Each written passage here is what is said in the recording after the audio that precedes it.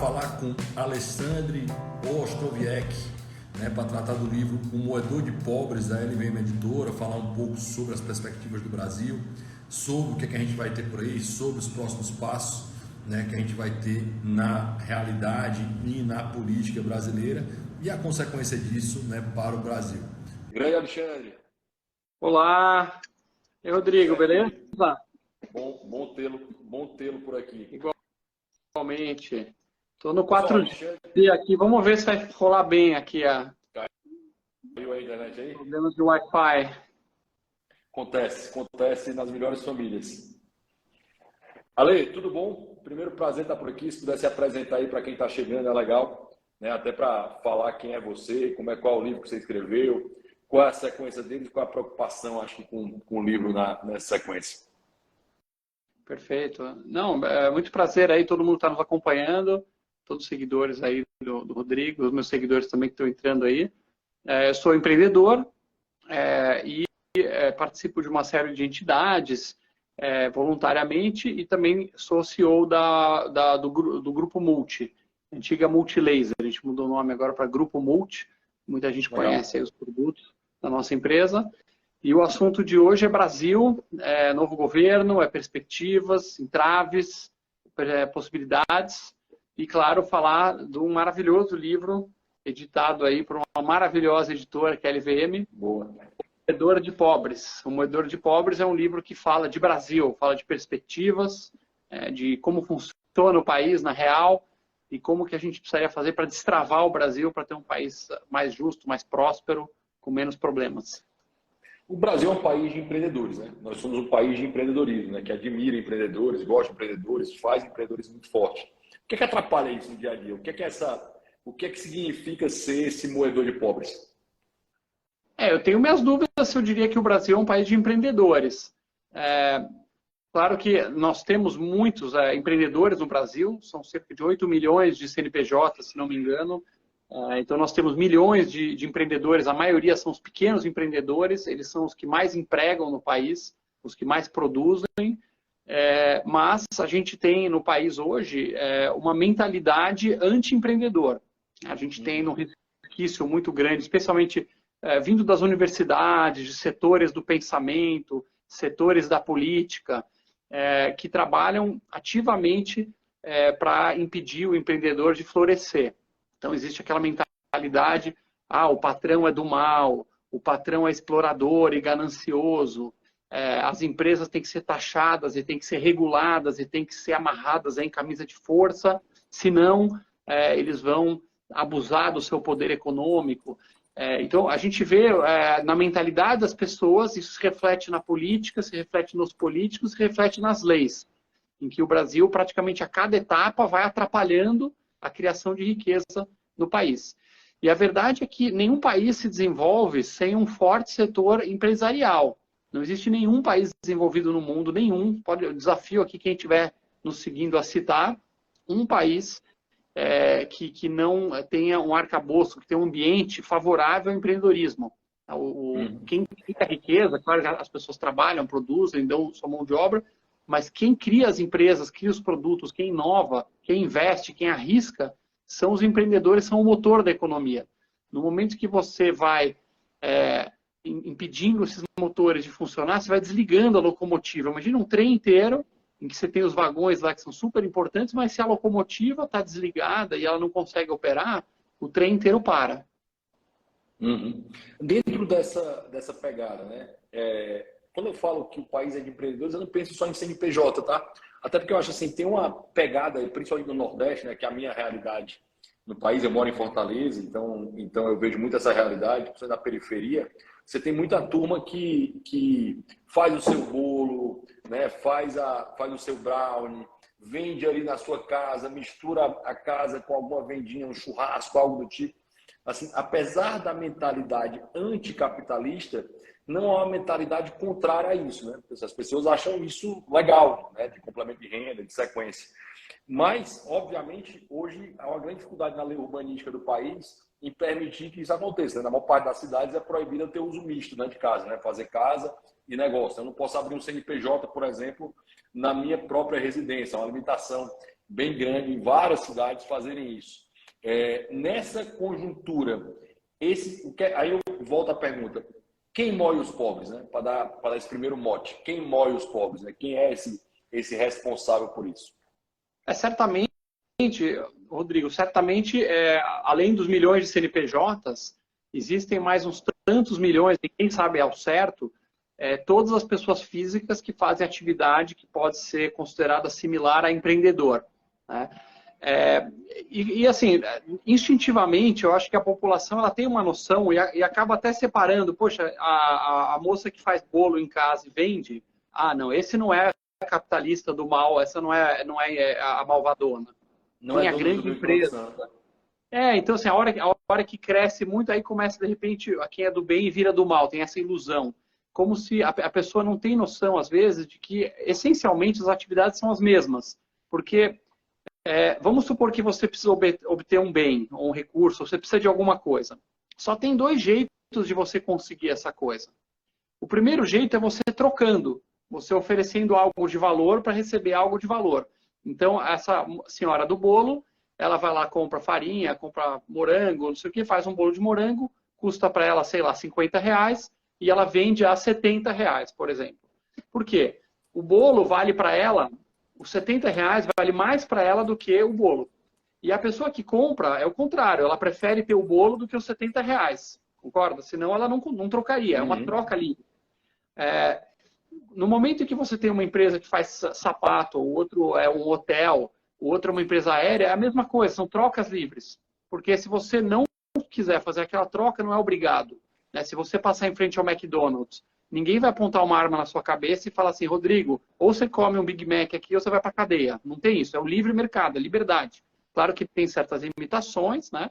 Quando você está falando de alguns setores muito específicos, mas em 99% dos casos é a liberdade. E a outra opção para você conseguir bens é você usar a força, a violência. Você pode comprar uma arma, ir na esquina, apontar a arma na cabeça da cliente lá daquela senhora e falar: me dá R$70 ou eu te mato. Que é, de certa forma, um pouco o que o Estado faz, né? Claro que o Estado tem toda uma discussão de quanto ele é legítimo ou não, mas ele tem o poder da força. Então, quando você, Rodrigo, monta uma sapataria e você vende seus sapatos livremente para os clientes e você consegue um dinheiro, no final do mês o Estado vai apontar uma arma para você, uma arma fictícia, né? Uma arma simbólica, mas que existe, dizendo assim: ou você me dá, sei lá, 20% ou 30% que é o imposto, ou você vai para a cadeia. E se você se recusar, nós vamos aí te prender. E se você se recusar, nós vamos aí te matar. Né? Essas são as 2 formas de conseguir bens. E no Brasil, a gente tem ainda, na minha opinião, uma mentalidade muito anti-empreendedor, seja pequeno, médio ou grande. Por exemplo, a pessoa que abre um bolo em casa ou uma lavanderia, se ela quiser fazer isso formalmente, praticamente vai ser impossível, porque vai ter uma quantidade de alvará surreal, ela vai precisar de licenciamento ambiental, algo que o ex-ministro Ricardo Salles, você pode ser contra ou a favor, tem um monte de críticas, mas tinha uma coisa que era uma bola dentro. Ele queria reduzir drasticamente a licença ambiental para pequenos negócios de baixo impacto. Né? A pessoa vai fazer uma sapataria na esquina, no fundo de casa vai fazer uma sapataria. Precisa de uma grande licença ambiental? Não é que o cara está de uma barragem lá no Rio Xingu. É uma sapataria na periferia, no fundo da casa dela. Não, mas o Estado vai lá com seus carimbinhos, seus avarás, e aí vem os seus funcionários públicos, que muitas vezes estão lá para morder, né? Morder alguma coisinha. Então, a cada etapa vai atrapalhando as empresas, seja pequenas, médias ou grandes. E quanto maior vai ficando a empresa, mais burocracia, mais atrapalhação, mais complexidade, dificultando o crescimento das empresas e o crescimento econômico. Dentro dessa ideia, né? Dentro dessa ideia do moedor de pobres, da sequência disso, né? Nós somos ainda a região, até você destaca isso no capítulo do seu livro, né? De quem está pagando a conta, nesse ponto você diz assim: a América do Sul avançou no ranking médio em 2020, passando de 56 para a 54ª posição, mas segue sendo a sub-região menos competitiva no mundo. Destaque positivo para a melhoria de políticas tributárias e preços. Trazendo para a perspectiva de 2023, já com esse novo governo, esse destaque positivo tende a melhorar ou tende a piorar? Então, o novo governo sempre foi uma grande incógnita, certo? O governo Lula vai vir uma pegada mais de centro-esquerda, na linha da centro-esquerda europeia, que de certa forma fez as pazes com o mundo da produção, fez as pazes com as empresas, com a ideia de que você tem que produzir riqueza antes de você poder distribuir ou consumir riqueza, ou então vai ser um governo mais raiz, que vai seguir uma tradição mais anti-empreendedora, uma tradição mais populista. Por enquanto, os primeiros sinais são complicados. A gente vê aí o governo falando em reverter privatizações, a gente vê o governo falando em voltar os empréstimos para ditaduras no exterior, a gente vê o governo atacando um pilar da economia brasileira, que é a independência do Banco Central. Então, colocar o Banco Central, em vez de ser um órgão técnico isento, colocar ele debaixo, sob o jugo aí do Poder Executivo. Então, vira um instrumento de política pública.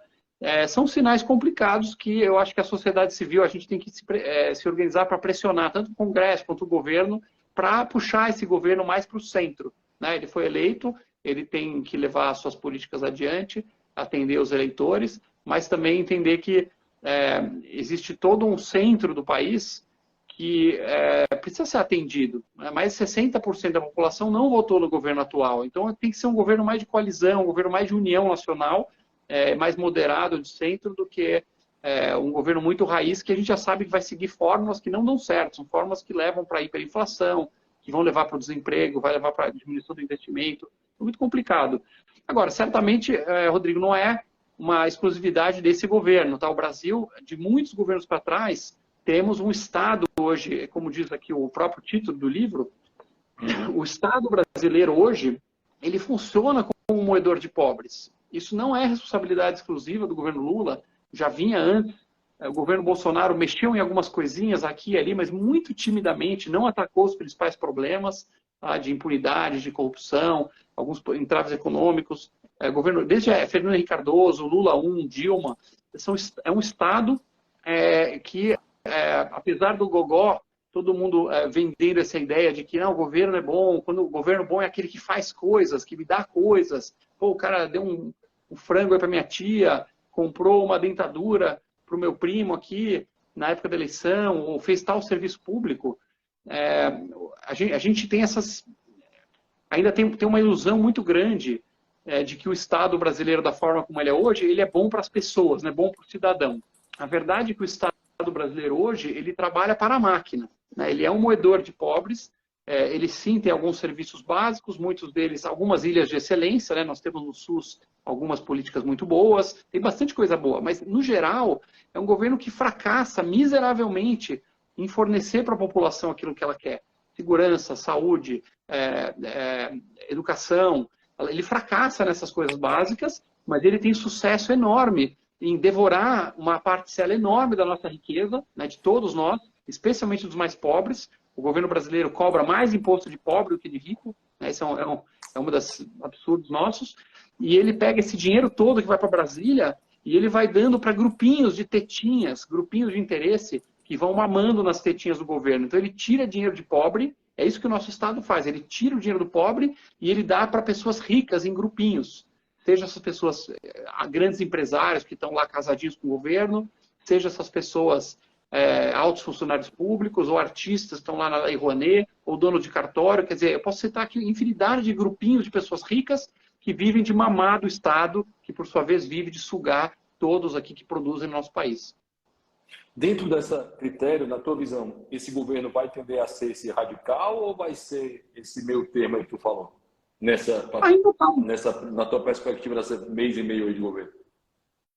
Eu quero crer que o governo vai caminhar para o centro, tá? Mas assim, ainda é muito cedo para dizer.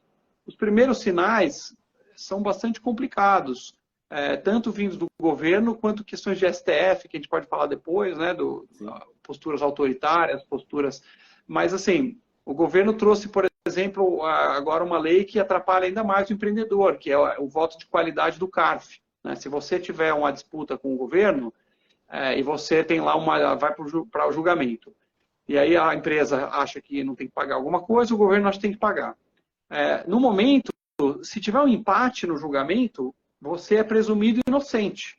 Então, eu sou empresa, eu tenho que pagar, sei lá, 100 mil, eu acho que não tem que pagar, o governo acha que tem que pagar, vai para o julgamento. E aí tem 4 caras lá julgando. Se der 2 e 2, hoje, poxa, não teve consenso, empatou, a empresa...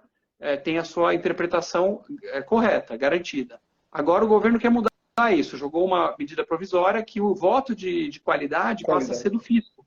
Então, é um absurdo.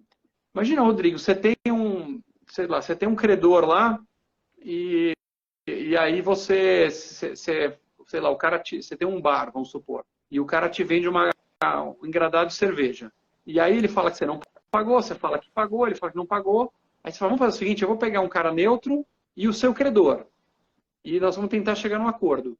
Se eles não chegarem num acordo, o seu credor que vai dizer se tem que pagar ou não, que é o governo. Então, o governo vai sempre dizer que a empresa tem que pagar mais. E se ele tem o voto de desempate, quer dizer que ele sempre vai ganhar, porque metade das cadeiras é dele. Metade das cadeiras que vai desempatar vai ser do próprio governo. Quer dizer, é um sinal muito ruim, né, que a gente está vendo. Então, a gente vê com muita preocupação aí os primeiros movimentos do governo. Dentro dessa definição, para isso, você vai falar no livro também, Alexandre, e aí eu nem vou entrar no tema, eu posso até falar mais um pouco do tema STF, que piora, né? Fora isso, ainda tem agora a mudança na coisa julgada, que é uma piada, né? Mas isso é o tema um pouco mais para frente. Uma forma que você faz assim, qual seria a solução? Né? Você fala até, chama o capítulo 7, você vai chamar de drenar o pântano, né? Para quem não sabe, pessoal, esse livro está em promoção agora na Amazon, tá? Se quiser comprar o livro, pode entrar aí no link da Amazon, Brasil de Pobres. Na Amazon vai estar em promoção nesse momento, né? Tem lá uma promoção específica por conta dessa live. Então, se vocês entrarem lá, podem comprar o livro, vai estar bem mais em conta por conta disso. Segundo a editora da gente, da LVM Editora, a Chiara, pode chegar lá que vai estar no preço bem interessante. Mas você vai falar sobre soluções, né? Você vai falar sobre soluções. E uma delas é drenar o pântano. O que significa esse drenar o pântano? Então, drenar o pântano, Rodrigo, significa fazer com que um governo gigante, obeso, que tenta se meter em um monte de assuntos e não faz praticamente nada com qualidade, certo? Todo mundo aqui sabe que a gente não consegue fazer muitas coisas com qualidade. Imagina um esportista, sei lá, um jogador de futebol. Se o cara se dedicar só ao futebol, ele vai possivelmente jogar muito bem.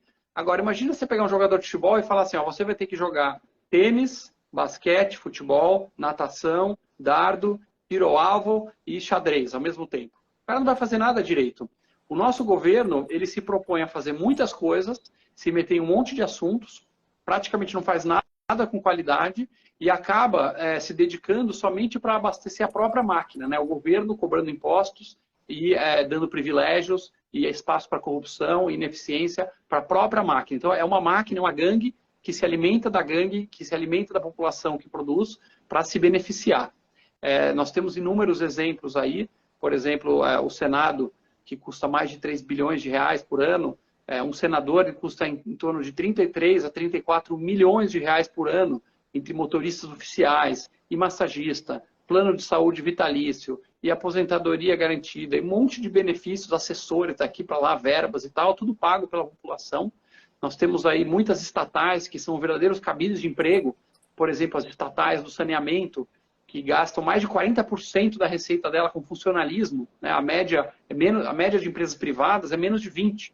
Então sobra dinheiro para investir, para fazer água e esgoto, para trazer para a população. Enquanto as estatais brasileiras são muito inchadas, não sobra dinheiro para investir, para levar realmente saneamento para as pessoas, e ela fica torrando todo o dinheiro com a própria máquina. Né? A gente viu o Petrolão aí, escândalos de corrupção gigantescos. Então o que a gente precisa fazer é enxugar essa máquina pública, focar o governo naquilo que ele realmente tem que fazer com muita qualidade. Então eu acredito que, por exemplo, a redução de ministérios. Nós tínhamos aí cerca de 25, se não me engano, com o Bolsonaro, que já é muito, e o governo Lula voltou a ter o número recorde aí, se não me engano, tem 37 ministérios agora. Então imagina o seguinte, eu, por exemplo, sou empreendedor, e eu sei que você consegue chefiar com qualidade de 7 a 9 pessoas. Eu consigo ser chefe de 7 a 9 para acompanhar, para ficar em cima. Imagina se eu tivesse 37 funcionários respondendo para mim diretamente. É impossível.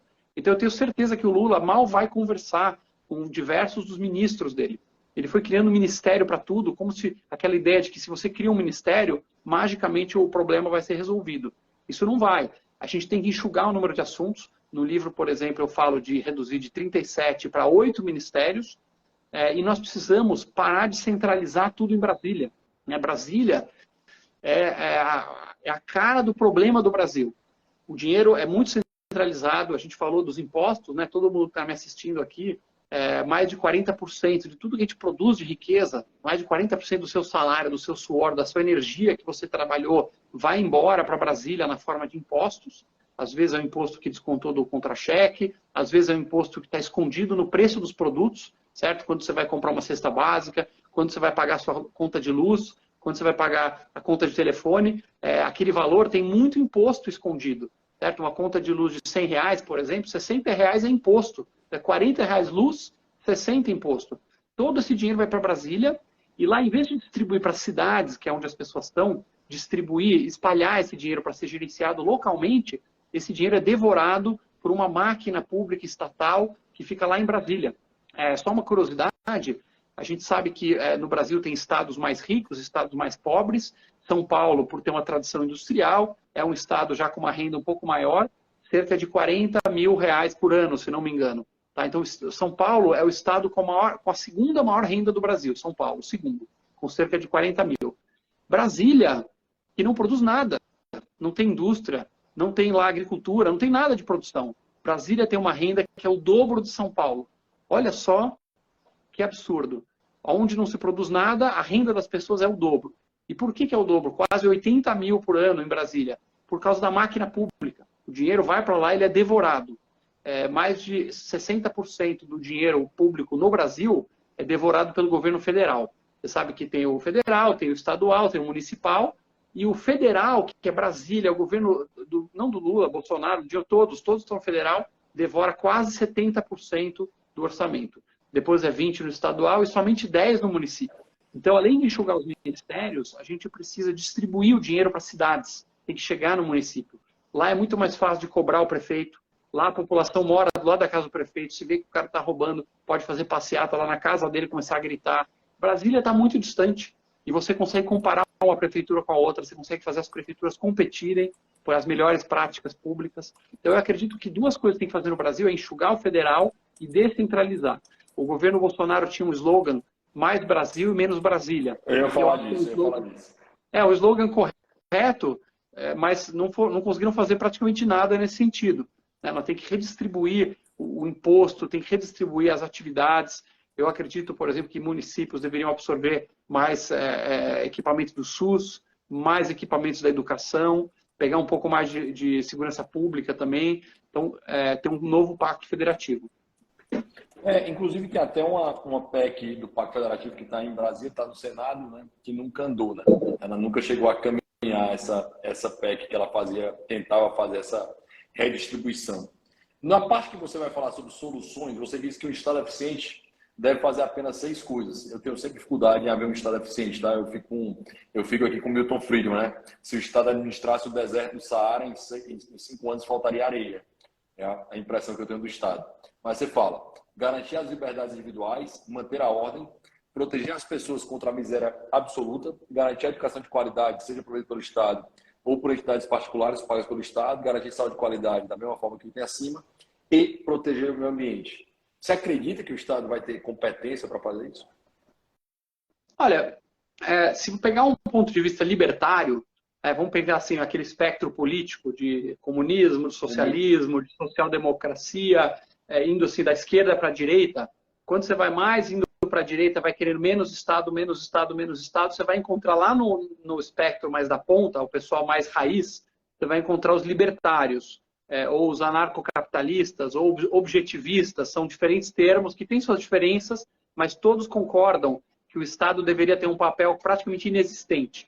E todos concordam que o imposto não deveria existir. Passando um avião aqui. Todo mundo concorda que com a frase imposto é roubo, o Estado é uma gangue. Essa é a frase que esses grupos concordam. Eu até acho que também é verdade. Né? Imposto é roubo? Também. O Estado é uma gangue? Também. Mas eu não chego nesse extremo. Eu sou uma pessoa de centro. Até porque eu também não vi nenhum Estado, na prática, anarcocapitalista ou libertário, objetivista. Nunca vi um país que não tem Estado, né? Que não tem imposto nenhum. Então, e também acredito que existem certas falhas de mercado que talvez algum tipo de moderação do poder público precisa ter. Eu acredito que, na teoria, você tem o livre mercado, a competição perfeita, ninguém vai ter lucro acima da média, e aí todo mundo vai competir, vai ser um mundo lindo. eu tenho um pouco de dúvida e receio dessa visão, acho um pouco utópica. Eu acredito que as pessoas que estão com mais dinheiro vão se organizar para criar estruturas de lobby, estruturas de vantagem. Então, eu acredito que as hierarquias, elas têm que existir para o mundo funcionar, mas elas não podem ficar rígidas demais, né? E as pessoas que estão em cima vão usar o seu poder político e econômico para cristalizar essa hierarquia. Mas, enfim, voltando ao ponto do Brasil, eu acho que esses eu vou só aproveitar para responder até. Eu estou nesse espectro, né? Eu sou um austro-libertário. E para mim é interessante, porque para mim tem muito mais falhas de governo do que falhas de mercado. Na realidade, todas as falhas de mercado, se o mercado for livre, ela vai se corrigir, não vai precisar de um burocrata, minha visão, né? Não vai precisar de um burocrata autorizando a modificação disso. Já as falhas de governo tem sempre um burocrata que fazer a autorização para fazer aquilo funcionar e já é isso. Eu acho que todas as falhas de mercado envolvem falhas de governo, né? Para mim, só o governo gera monopólio, só o governo gera oligopólio, só o governo gera situações de impedir o mercado livre, né, para isso. Então, é um posicionamento que eu tenho. Eu tenho uma visão muito clara sobre isso, né? Até porque eu trabalhei 2 anos em Brasília, lá na liderança do Novo. Para mim, eu só tenho um parâmetro para votação em determinada medida, né? Para mim, eu acho que um liberal, por exemplo, ele só tem uma coisa para fazer no Congresso Nacional: diminuir o tamanho do Estado. Rodrigo, é grande o Estado? Se diminuir muito, ainda vai continuar grande no Brasil. E para mim, o parâmetro é isso: aumentou o tamanho do Estado, vota contra; diminuiu o tamanho do Estado, vota a favor. Para mim, eu reduzo bem a esse ponto. Eu vi o exemplo agora, só para fechar esse ponto, do Banco dos BRICS, né? Enquanto eu era diretor legislativo lá na bancada do Novo, muita gente argumentando: mas o Brasil já gastou 5 bilhões de reais, está barato. Está barato, 5 bilhões de reais é barato, né? Porque agora vocês estão com o Marcos Troilo como presidente, que é um cara bom, preparadíssimo. E eu fiz essa pergunta: e se fosse a Dilma? Né? Aí nós vamos ter agora a Dilma ganhando 290 mil reais no banco, um banco que nunca vai ser encerrado, porque foi criado já com esse dinheiro, e nós vamos estar gastando muito mais. Então, só para dar a visão do espectro. Desculpa, pode falar, Tiago. Não, acho que a ideia aqui é ter também um diálogo e um reagir às coisas do outro, assim que a gente vai enriquecer o dia. Mas, assim, eu diria o seguinte, Rodrigo, assim, o Brasil hoje, nesse espectro de muito Estado ou pouco, ele está tão no extremo do Estado gigante, obeso, que, assim, certamente pessoas de centro como eu, vamos supor que está passando um trem aqui rumo à diminuição do Estado. E o Rodrigo está pilotando esse trem. E você vai passar em alguém que está de centro como eu e falar assim: Alexandre, eu estou indo na direção da diminuição do Estado. Eu vou pular no seu trem, com certeza. Porque, assim, até chegar no centro tem tantas estações. Então, tá bom, vamos desmontar a Lei Rouanet, que para mim é tetinha para artista. Vamos desmontar as obrigações de cartório, que para mim é tetinha cartório. Vamos vender todas as estatais, porque para mim é cabide de emprego, é ineficiência, é espaço para corrupção e ficar alimentando caixa de partido. Vamos tirar aqui 70% dos deputados e senadores, vamos diminuir o tamanho do poder público, vamos diminuir a verba de Brasília. Eu estou no seu vagão em todas as estações. De repente a gente vai chegar num ponto tão longe que aí você vai falar assim: Alexandre, agora eu quero tirar agora o essencial. E aí talvez lá na frente, num cenário hipotético, eu vou pular fora do seu trem. Porque eu vou falar: cara, peraí, vamos com calma, sou um pouco mais conservador. Que país fez isso? Que país que não tem nenhum apoio público para a escola, que não tem apoio nenhum para hospital? Que país que não tem polícia nem exército, que se vier um vizinho invadir, destruir o país, você não tem defesa? Né? Então eu vou falar: calma lá. Mas até lá nós temos muitas estações para ir juntos na diminuição do Estado enquanto gangue. Né? A gente só pensa muito em soluções públicas, né? É muito interessante isso, né? A gente só pensa em soluções públicas, né? Pensa pouco em soluções privadas para a mesma coisa, né? As sociedades contratuais, por exemplo, permitiriam que isso acontecesse, né? Óbvio que não dá para comparar totalmente, mas uma coisa legal, eu que trabalhei muito tempo, advoguei muito tempo para shopping center, né? Que talvez seja o maior centro local onde você vai ter ruas, vai ter calçada, vai ter avenida, vai ter passagem, vai ter tudo isso de graça, né? De graça, que, entre aspas, obviamente, que alguém está pagando aquela conta toda, mas você não paga para usar o aparelho, né? Você não paga para estar lá dentro do aparelho. Alguém está pagando por isso, né? Publicidade, por exemplo, hoje permite que grande parte de coisas sejam gratuitas na internet, por exemplo. você pode continuar dando apoio público para fazer o show, né? Mas aquilo não precisa necessariamente ser pago com dinheiro dos pagadores de impostos. É porque a nossa solução é sempre, quando a gente pensa em soluções, queremos ter escolas. Quer ter escola, cara? Tem um meio imenso da publicidade resolver isso. Né? Você pensar em praças, né? Que é uma solução que você tem hoje. Várias praças podem ser adotadas, mas não podem ser comercializadas dentro disso. E mesmo para adotar, a burocracia é terrível. Então, tem soluções que a gente pensa que só são estatais, que você diz assim, Rodrigo, você está defendendo, então o Estado não fazer a condição disso. É verdade, eu estou defendendo isso. Eu acho que a população pode se organizar, é possível fazer de maneira mais eficiente, mais barata, com maior qualidade, entregando mais às pessoas. É isso que para mim não teve nada mais esdrúxulo do que as cidades serem decididas de Brasília como elas serão organizadas. Para mim isso é a coisa mais esdrúxula em termos de governança pública que o Brasil tem. Né? Porque você Olha, tem uma organização... certamente... Quando eu falo, por exemplo, educação, no meu livro, eu falo que garantir que as crianças tenham uma escola é um dever do Estado. Né? Esse é um princípio meu, que me coloca mais ao centro, por exemplo, do que você. Né? E tudo bem. Mas isso, de forma alguma, precisa ser uma educação provida pelo Estado. Né? Não precisa necessariamente a escola ser construída pelo Estado, administrada pelo Estado, com professores, funcionários públicos. O que o Estado tem que garantir, na minha visão, é que a criança que não tem a condição tenha um lugar para estudar. Né?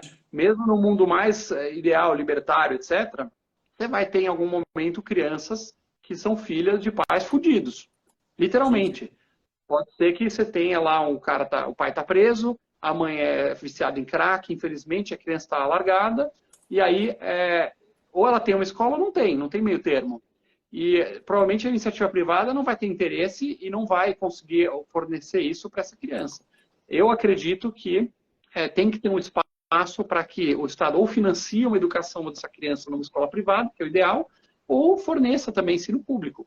Tá? Nós temos redes públicas boas no Brasil. A rede do Paraná, por exemplo, inclusive ela foi liderada aí pelo meu ex-sócio, pelo meu sócio Renato Feder, que é ex-CEO da Multi comigo, que está absorvendo muitas crianças da rede privada. Muita gente da rede privada está deixando as escolas privadas para ir estudar na rede pública. Então, no livro, por exemplo, eu sugiro um modelo híbrido. O Estado tem que garantir que a criança tenha onde estudar, pode ser numa escola particular através de um voucher, certo? A criança está lá na escola privada e o Estado dá um cheque para a escola para bancar o custo desse ensino. Ou na rede pública, e deixar as duas redes conviverem e a gente comparar as performances. Onde está indo bem, mantém a rede pública, está indo mal, passa um pouco mais para a privada, certo? E meio ambiente também, para mim, é um ponto importante, porque, ao contrário de educação e saúde, meio ambiente a gente sabe que é um assunto que tem o que o pessoal chama de externalidade. Os economistas criam esse conceito, chama externalidade. Então, você, Rodrigo, tem, por exemplo, uma fábrica que passa na frente de um rio, vamos supor. E você pode pegar o teu detrito e jogar no rio e poluir o rio, e você vai ter custo zero, ou você pode colocar filtros e tratamentos e gastar uma fortuna para cuidar desse detrito e não jogar no rio. Se você deixar totalmente na mão do mercado, sem nenhuma punição, sem nenhuma regulamentação, você vai ter um incentivo para as fábricas poluírem ou não gastar com filtros. Porque elas vão ter menos custo, vão ganhar mercado e vão destruir as fábricas que cuidam do meio ambiente. Então, eu acredito que o meio ambiente é um desses poucos temas que não vejo como o Estado não participar. É outro tema que eu gosto, né? Esse tema eu gosto para caramba. Eu escrevi um artigo sobre isso, né? Que é como a propriedade é a melhor forma de proteger o meio ambiente, baseado na tese da Elinor Ostrom, né? Ela foi ganhadora, é a única mulher a ganhar o Prêmio Nobel de Economia, né? É bem legal essa tese. E ela vai quebrar exatamente o que você está falando da tragédia dos comuns, né? Ou seja, se eu não tenho clareza nessa situação de quem é o dono, eu tendo até a tragédia dos comuns, né? Dá o exemplo do pasto, tal, da invasão do pasto, em cima disso. E ela vai falar que num nível, com a situação que você tem, principalmente em florestas, rios, lagoas, lagos, você vai ter, para pessoas que estão convivendo nessa área de propriedade, se você deixar as pessoas negociarem, elas tendem a proteger muito mais o meio ambiente, né? Que ela quebra a tragédia dos comuns, né? Múltiplas negociações permitem isso. Cara, só uma visão. Vou dar um exemplo só. Vamos supor que você é dono de uma empresa, de uma frota de ônibus. e esse ônibus ele queima o diesel lá e ele solta uma fumaça preta no ar. E você tem a opção de trocar todos os escapamentos e gastar uma fortuna para botar filtros, e você vai gastar lá 2, 3 milhões, ou você pode deixar seus ônibus rodando e aumentar seus lucros. Se não tem nenhuma regulamentação, se não tem nada que impeça você, por que as empresas de ônibus fariam esse investimento? Mas, por exemplo, ninguém obrigou o Elon Musk a fazer, por exemplo, carros elétricos e abrir o mercado de patente dele para fazer isso. Não houve uma lei obrigando a fazer isso. Né? Por que ele fez isso? Tá? Porque ele queria ganhar dinheiro, queria que as pessoas evoluíssem no mercado, queria abrir um novo mercado.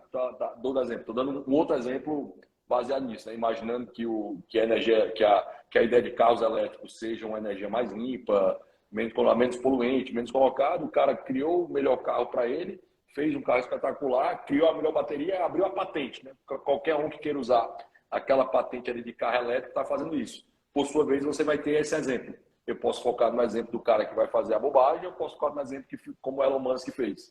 É só para dar um... Mas o Elon Musk é um caso virtuoso, você citou um caso virtuoso, né, de uma decisão individual, mas não respondeu a minha pergunta, certo? Você concorda que, do ponto de vista da sociedade, não é interessante que os ônibus todos soltem fumaça preta de dióxido de carbono? Não é interessante para nós. Só que se você não tem nenhuma forma de obrigar a empresa de ônibus a fazer isso, e ela vai ter vai reduzir seus lucros fazendo isso, por que elas fariam isso? Essa parte eu nunca consegui ver uma resposta convincente, entendeu? Eu estou dando outro exemplo para dizer, ninguém obrigou ele a fazer isso, foi feito. Com certeza alguém faria sem precisar de lei obrigando. Então, assim, dentro desse ponto, certo? Para isso, ou porque o ônibus vai entregar mais, ou porque vai ter uma condição melhor, ou porque se preocupa com isso. Né? A ideia do caminho do ESG, ou essa coisa do meio ambiente, ele não caminhou por causa da lei, necessariamente, né? Essa ideia, ela vende também, né? Você tem publicidade, você ganha dinheiro com isso, você traz um ponto com isso, ou seja, você pode capitalizar isso. Eu acho que se a gente permite que as empresas capitalizem isso de alguma forma, né? Que elas consigam ganhar mais dinheiro fazendo isso do que não fazendo, né? Tornando isso de fato algo cultural, né? Que eu acho que caminhou até mesmo assim, né? Porque você não consegue tudo, né? Esses avanços, vários avanços feitos no mercado de carros, não houve uma lei para dizer que tinha que fazer isso. Muitas vezes o avanço acontece depois que há a lei, né? É muito comum isso, né? O avanço ocorre, aí eu faço a lei para dizer que esse avanço só ocorreu porque a lei fez, né? Então tem pontos para isso. Eu não sou especialista nisso para poder dizer realmente. O que eu sei é que na Europa eles foram apertando muitos critérios e as empresas foram correndo atrás. Mas assim, você tem um argumento que eu concordo que você está falando, é o seguinte, na teoria, uma lei, na teoria as leis não precisariam existir, porque se a lei é boa, as pessoas deveriam adotar naturalmente. E se a lei é ruim, ela é ruim, não deveria ser implantada. Então, certamente, eu não vou ser o cara que vai advogar a favor de mais leis no Brasil, tá? A gente tem que diminuir o número de leis.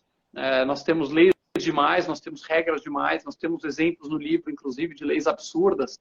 Por exemplo, teve uma assembleia, eu não vou lembrar agora quem que falou o quê, tá? Mas nós tivemos uma lei recentemente no município que se a pessoa fez cirurgia bariátrica de redução de estômago, ela tem direito a 50% de desconto no restaurante.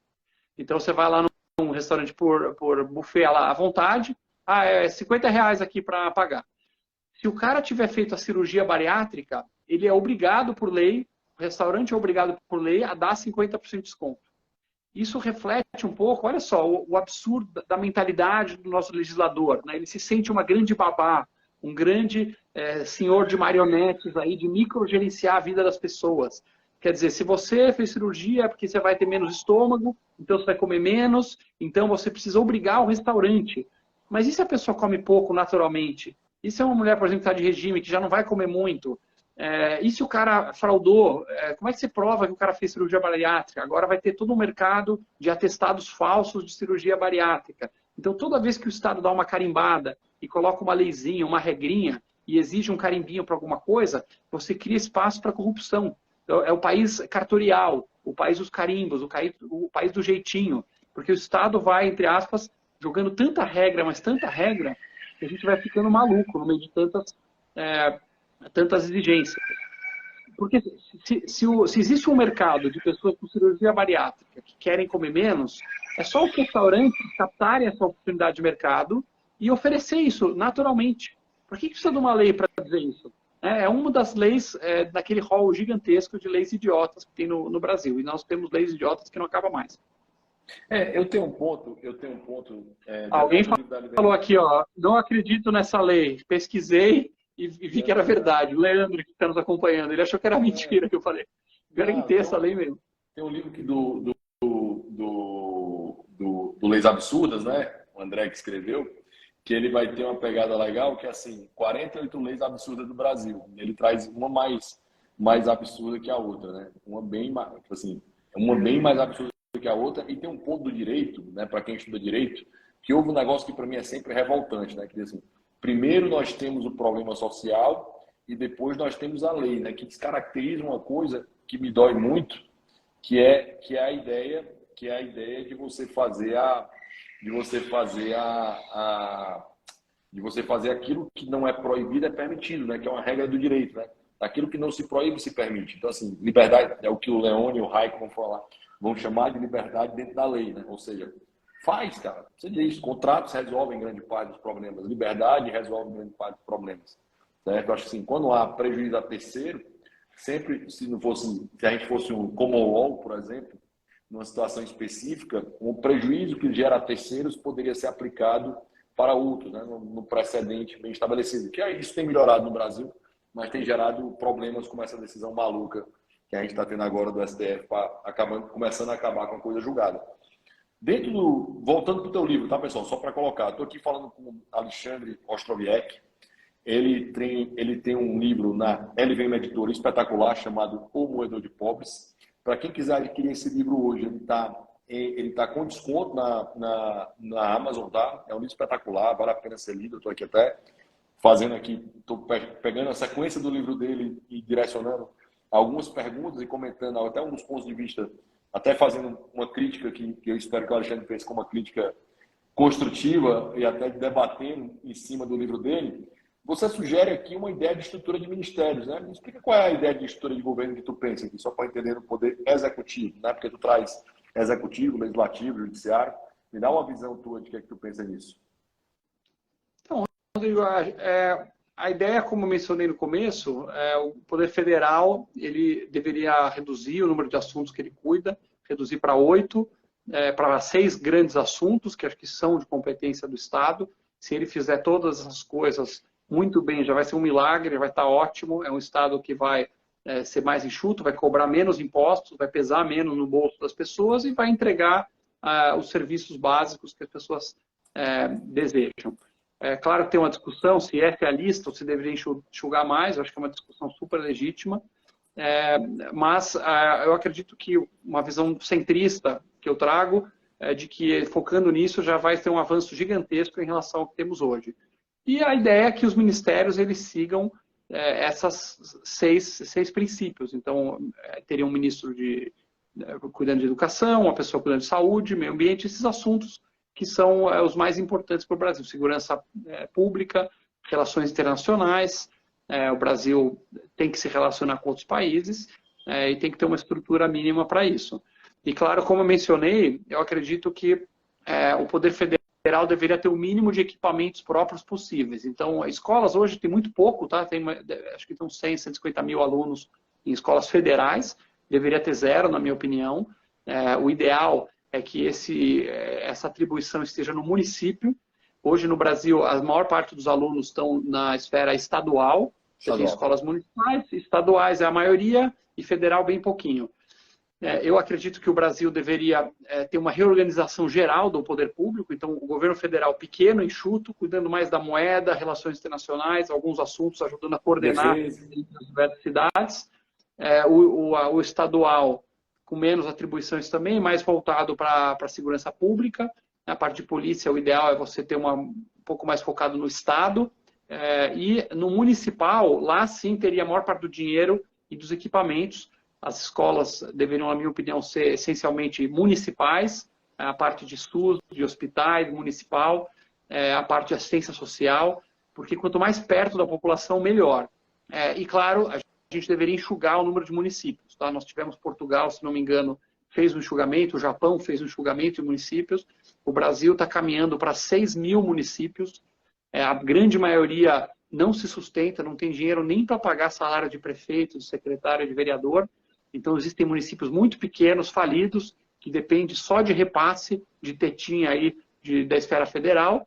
Eu acredito que a gente deveria unificar municípios. O Brasil deveria ter aí cerca de 200 municípios com cerca de 1 milhão de habitantes cada. Então, um município com 1 milhão de habitantes é um município muito melhor para se administrar, né? Pode ser 200, pode ser 300, mas eu digo reduzir de 6 mil para um número muito menor de municípios, cada município com mais gente, com mais arrecadação, com o dinheiro ficando no município, para a população poder cobrar mais de perto o seu prefeito.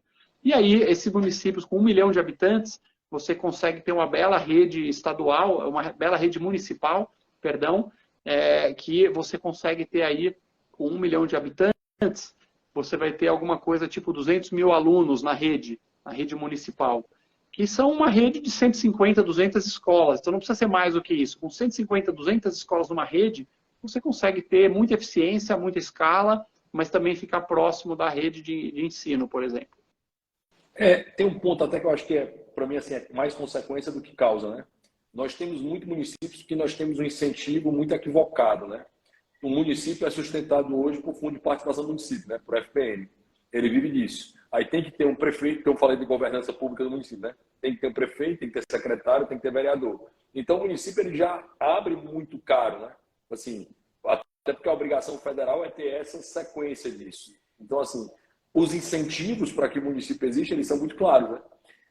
Não tem a coisa da autossustentabilidade, né? Exemplo americano, né? Para existir um município, 100 cidadãos têm que se comprometer a custear aquele município, né? Então, assim, não tem a obrigação, nem de forma geral tributária, de uma forma, nem a governança, né? Pode ter governança sem um conselho, pode não ter vereador, pode só ter um prefeito, pode ser por escolha, pode ser por tempo, não há uma determinação clara de governança pública, né, que pode ser alterada ao longo do tempo, né? Pequenos municípios podem se tornar... Hoje 90% dos municípios não conseguem se sustentar. Exato. Quer se sustentar. Então, mas isso vai na... O que acontece? A gente tem que entender que uma coisa é você planejar um país que seja eficiente, um país que vai funcionar melhor, que vai desperdiçar menos. Outra coisa é enfrentar as pessoas que estão lá na máquina tomando as decisões. Porque o impulso do poder público é sempre se multiplicar. A máquina reproduz a máquina expande a máquina. Verdade. Quem está na gangue quer que a gangue cresça, quer aumentar a arrecadação, quer aumentar as patas no cidadão produtivo. Então é difícil quebrar isso, porque quem que vai unificar municípios? Os próprios políticos. E eles vão abrir mão do seu cargo. Qual prefeito em sã consciência vai pegar, eu estou numa cidade aqui com 10 mil habitantes, e eu estou próximo de um polo de 100 mil habitantes. Eu acho que eu deveria extinguir o meu município, demitir a mim mesmo, meus secretários, acabar com o meu poder, toda a minha influência, eu sou alguém importante aqui nos meus 10 mil, e desaparecer e me juntar àquela cidade maior. Como fica o ego, a vaidade, o poder do cara? Então é difícil quebrar privilégios. Eu acredito que, para ser bem pragmático, o que daria para trabalhar mais é alguma coisa com prazo, já jogar um prazo lá para frente para acontecer. Então, quem são os mandantes atuais? Eles falam, bom, vamos aprovar essa lei aqui, vai sumir o município, mas vai valer só daqui a 8 anos, por exemplo. Você já coloca uma bomba relógio lá, que o cara pensa, olha, não vai me afetar, não vai mexer no meu queijo. Por exemplo, deputados, nós temos hoje 513 deputados no Congresso. Eu acredito que não precisa de 513 deputados no Brasil. A gente poderia trabalhar com 200 deputados, que já ia ser uma grande economia, ia funcionar muito melhor o Congresso. Agora, qual deputado que vai extinguir seu próprio cargo? Então, ele poderia falar, olha, vamos fazer que as próximas 2 eleições vai ter, mas na terceira eleição já deixa previsto na lei que não vai ter mais o cargo. E aí você você rompe certos empecilhos políticos. Entendi. Dentro do judiciário, aqui para entrar no tema que para mim hoje é um dos grandes pontos de conflito social do Brasil hoje, em especial o STF, né? A gente vai ter, você coloca aqui numa das páginas do seu livro, página 105, você vai dizer, os ministros do STF não abrem mão das mordomias, muitas delas escandalosas. Somente com a alimentação são gastos anualmente 12 milhões de reais. Toda essa comida é servida por um batalhão de 27 garçons e 24 copeiros. De acordo com o levantamento do historiador Marco Antônio Villa, existem ainda 194 recepcionistas, 116 faxineiros, 293 vigilantes, 85 secretárias e 19 jornalistas. O STF também conta com 25 bombeiros civis e, pasmem, 29 encadernadores. Haja papel. Em seus deslocamentos, o Ministério tem à disposição nada menos do que 58 motoristas. Fora isso tudo, né? O que você acha do papel do Supremo hoje? Então, isso é um símbolo de que, de certa forma, a gente não vive numa república, nós vivemos na realeza. Os nossos governantes vivem em palácios cercados de manobristas e massagistas e copeiros e garçons, tudo isso pago com o dinheiro do povo brasileiro. E aquele ponto que eu mencionei quando a gente falou do livro, né, O Moedor de Pobres, que quando as pessoas falam de expansão do Estado, muitas vezes o Estado vai fazer coisas boas e presta serviço para a população. A gente tem que entender que o Estado brasileiro, essencialmente, ele vive para o Estado. Ele vive para se alimentar do cidadão e alimentar o Estado, e o STF é um dos grandes exemplos. Tá? Nós temos muitos abusos no Executivo, nós temos bastante abuso no Legislativo, agora o Judiciário hoje é um dos maiores exemplos de nobreza, de realeza, de gastos absurdos. Tivemos a notícia aí, alguns anos atrás, da tal da lagosta do STF, que eles fizeram uma licitação comprando medalhões de lagosta ao molho de manteiga queimada e vinhos que tem que ter X premiações internacionais, qual cardápio, quer dizer, era a licitação para a comida que vai ser servida para o STF. Então, enquanto os nobres ministros estão comendo lagosta com manteiga queimada e os vinhos premiados, a gente vê as crianças nas escolas sem merenda. Esse é o retrato do Brasil, né? Um retrato de um país que suga, espreme, esmaga os pobres debaixo de um caminhão de impostos e alimenta essa elite do funcionalismo, essa elite ligada a Brasília, que derrama lágrimas de crocodilo aí para a população. Eu acho que, independentemente das mordomias, hoje eu estou bem preocupado com o papel do STF. Eu vejo o STF muito ativista, legislando, entrando em assuntos que não são de competência do STF, se metendo em assuntos do Executivo, do Legislativo. Vejo uma coisa que tem no Brasil que é horrível, que é o tal do voto monocrático. Tá?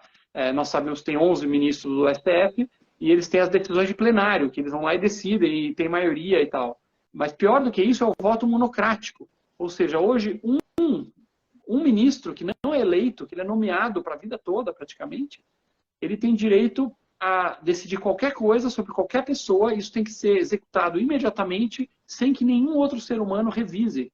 É uma verdadeira ditadura do judiciário. Fico muito preocupado de ver isso, e acho que é um dos grandes problemas, grandes riscos do Brasil. Tanto é que, num relatório recente aí de liberdade de expressão, o Brasil foi classificado pela primeira vez como não livre. Nós já somos classificados internacionalmente como um país não livre, um país em que você está amordaçado, porque você tem um STF que age em muitos assuntos como poder ditatorial. E o único poder da República que poderia legalmente colocar o STF em xeque, que é o Senado Federal, pela nossa Constituição, o Senado Federal, ele tem o poder de destituir ministro do STF, de convocar ministro, de investigar, de abrir CPI de ministro do STF, de fazer impeachment, né, derrubar o ministro do STF. O nosso Senado está acovardado. A verdade é que o Congresso está acovardado, está morrendo de medo do STF, não se mexe, não pauta nada para cutucar o STF e fica aquele acordo de cavalheiros lá, porque grande parte do Congresso também tem o rabo preso. Tem processos, tem problemas, e aí o STF fica lá com esses processos apontando a arma na cabeça do Congresso, e o Congresso também fica quietinho para não cutucar o STF. Quem perde é o cidadão comum que está aí nessa situação. É interessante essa fala, porque você começou falando do Supremo, né? Nós temos 11 Supremos hoje, né? Na prática, são 11 ministros julgando sozinhos, né?